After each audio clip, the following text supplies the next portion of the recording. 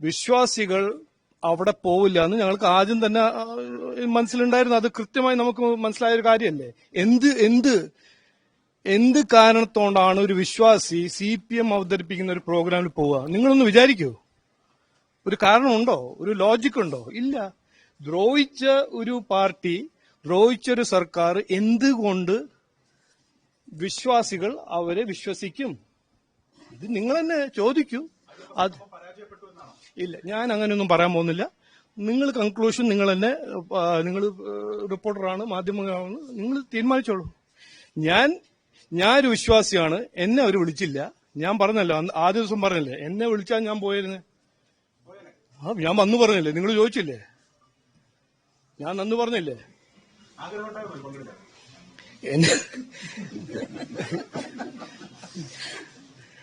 എന്തിനാ എന്നെ കൊണ്ട് എന്തെങ്കിലും പറയിപ്പിക്കുന്നത്? നോക്കൂ, നാളത്തെ പ്രോഗ്രാമിന് ഞാൻ പോകുന്നുണ്ട്. എന്നെ വിളിച്ചു, ഞാൻ പോകുന്നുണ്ട്. അവിടെ എല്ലാ വിശ്വാസികളും പോകുന്നുണ്ട്.